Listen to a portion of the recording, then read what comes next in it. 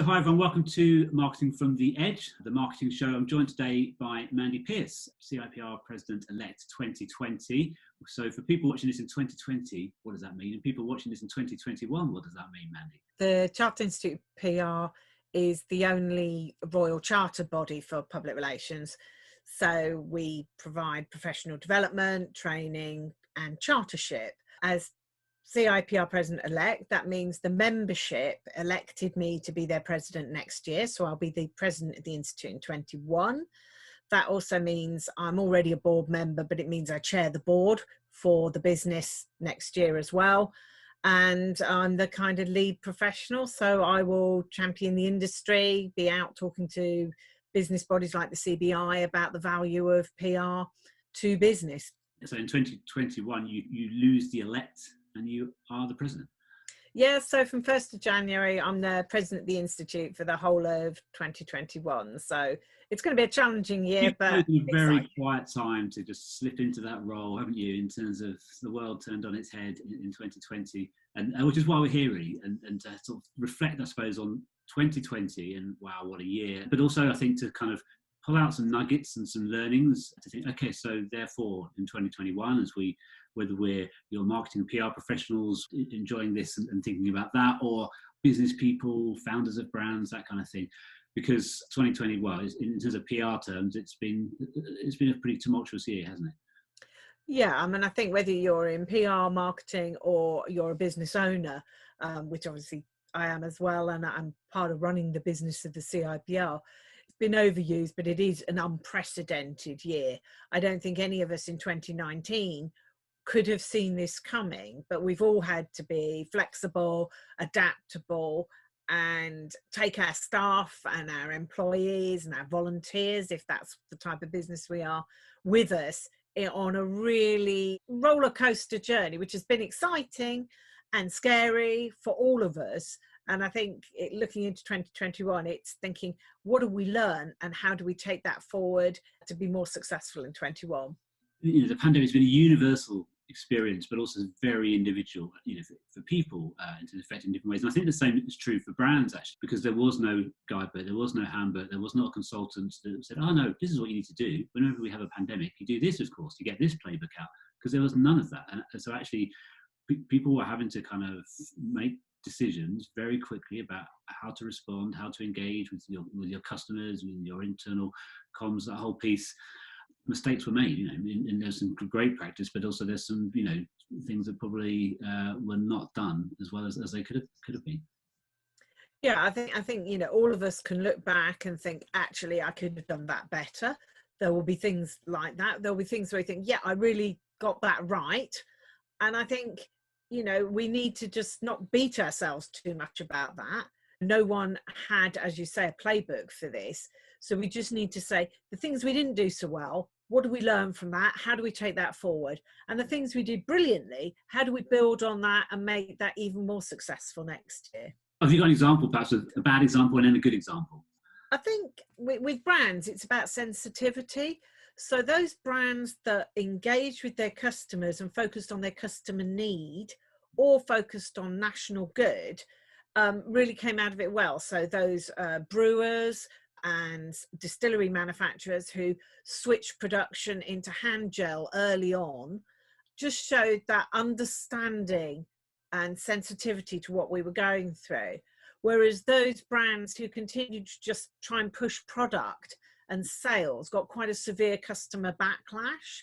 So, you know, it is that point about being tuned into your customers' needs, being authentic, and being the best you can be for your customers, rather than, I think at the moment, it's very much consolidating with loyal customer base rather than chasing new customers, perhaps. Yeah, absolutely. I think, you know, listening in 2020 was a great time to listen and ask, what do you need right now from us? You know, and I think there's definite variation around that. In the very early phase of that first lockdown, a lot of comms went quiet. There was this amazing kind of all the emails and everything else and engagement seemed to stop for a while. And then there was sort of, we started getting all these kind of we're here with you, we're here with you, which some of them were nice and felt real. And then it's sort of, hang on, every brand is doing this in a way. And I didn't realize I was signed up to so many different things. Like some obscure tech platform that I might have downloaded a white paper from somewhere is emailing me saying, we're really thinking of you at the moment, you're on our site. So, well, I don't even know you. And you send me a generic email that you sent out to 200,000 people, which is not that special. Yeah, and that's where personalized messaging and authenticity comes in. Talking to customers that you've talked to in recent months, but customers you haven't spoken to for ages, you need to be very careful about the tone and what you're saying to your customers. So it's very much being authentic, being real, but also thinking about, where are my customers? What is their thinking point at the moment? What do they need? Is it reassurance? So if you're in travel and hospitality, some of our businesses in Southwest have played a fantastic year in terms of reaching out to their customers, reassuring them, talking about how they could transfer bookings into 2021 if they couldn't come away in 20. And some of them have done really, really well at that.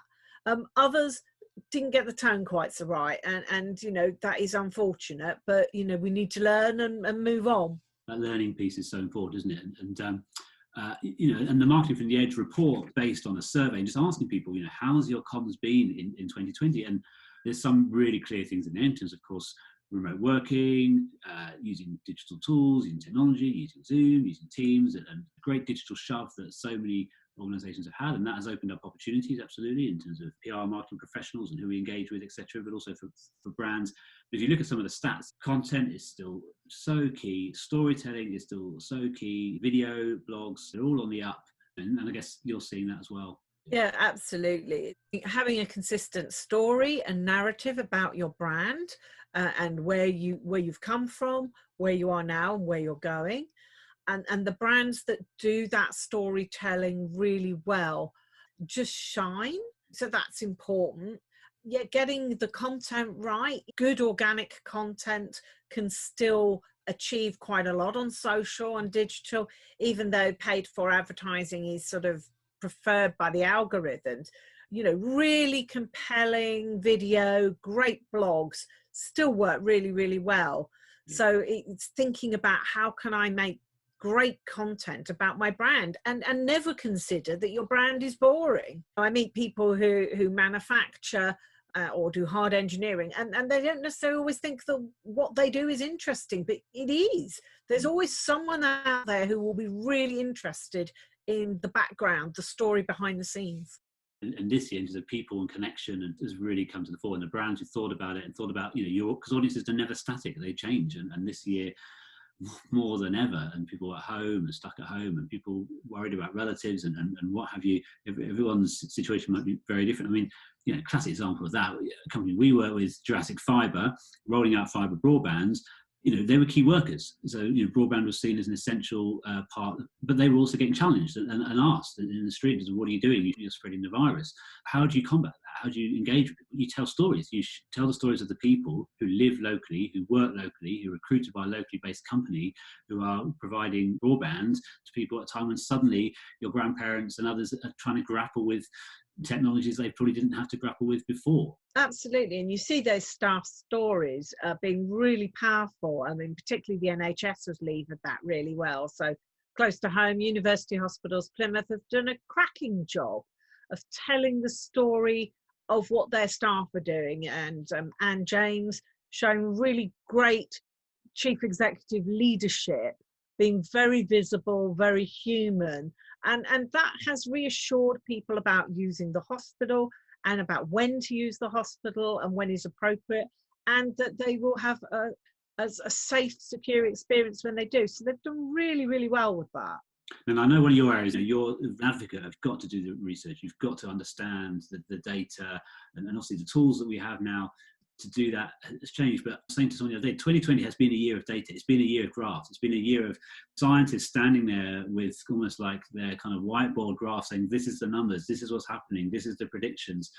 And if they ever get it wrong, if that, the graph that was a few days out of date, the backlash, it kind of shows how the public perception, the conversation, the narrative actually driven so much by the stats, the data. For us building campaigns for our clients or in-house, actually, there's a lesson there probably. Yeah, there's this bit about rooted in evidence. You still need, yeah, absolutely, the creativity, and business owners always bring that extra sparkle to how they want to approach things. But at the same time, we have to use the data. We have to understand the customers. We need to know the channels they work on, the type of content that appeals to them. And we can do that in a much more sophisticated way with all the digital marketing tools available to us.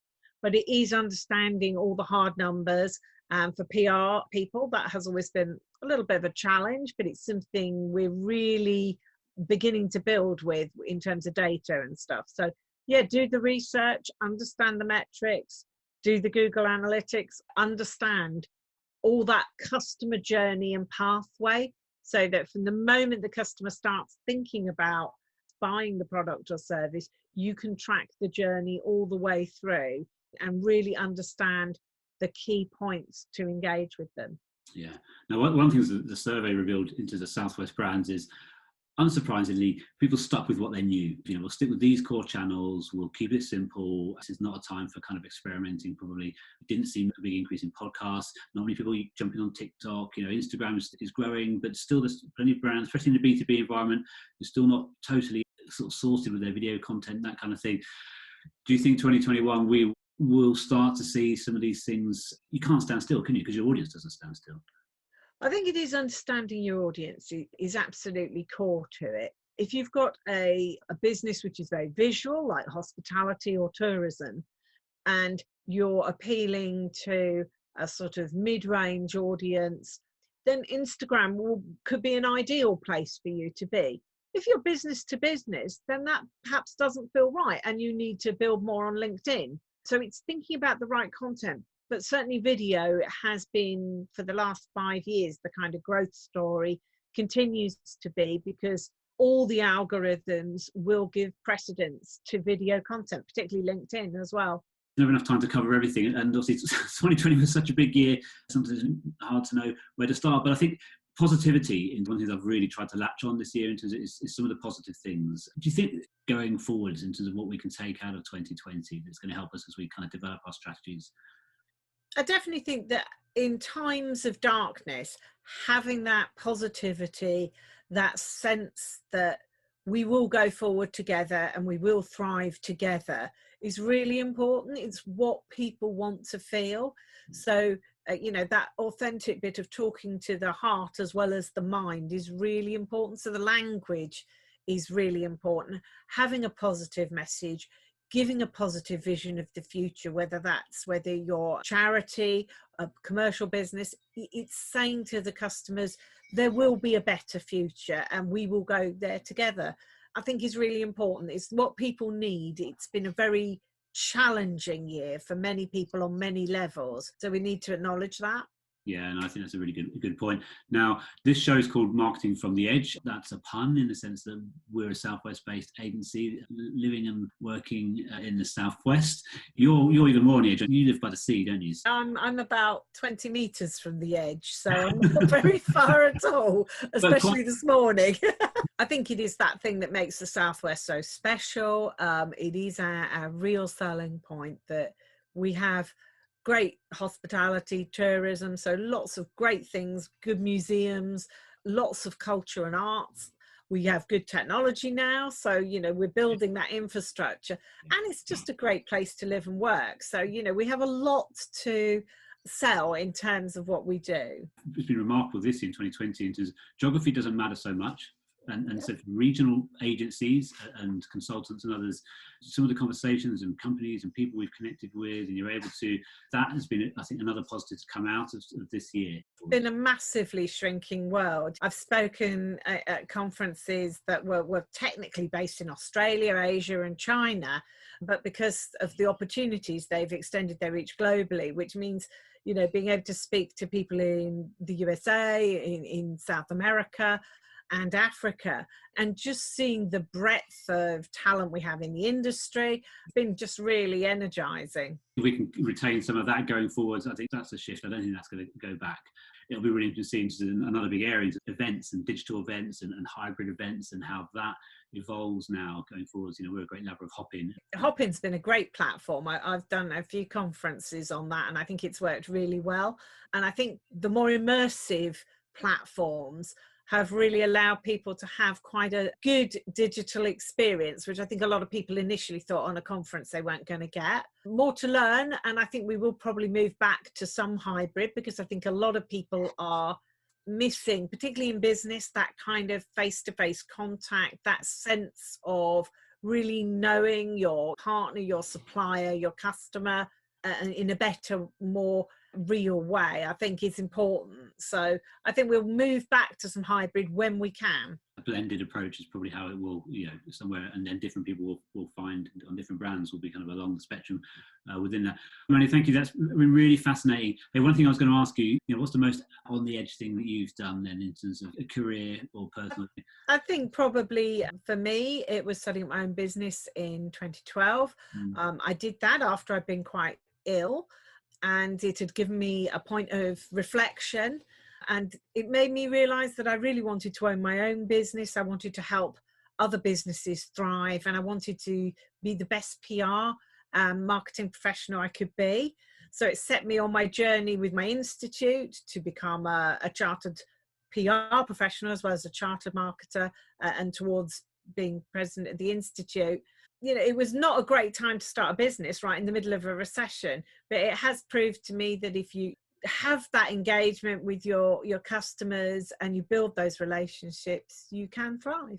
Isn't that amazing as well? Because if you reflect on that in terms of so many people going through that experience in 2020, and as we go into 2021, and your role now as CIPR president, and that's quite exciting as well, in terms of it's such a key time in terms of supporting the industry, rallying the industry, shouting for the importance of PR. So good luck in all of that as well. We shall watch with interest here at Astley Media, and that's going to be a really exciting journey for you. So thank you so much. Thank you for being part of Marketing from the Edge. Thanks, Mandy. Bye.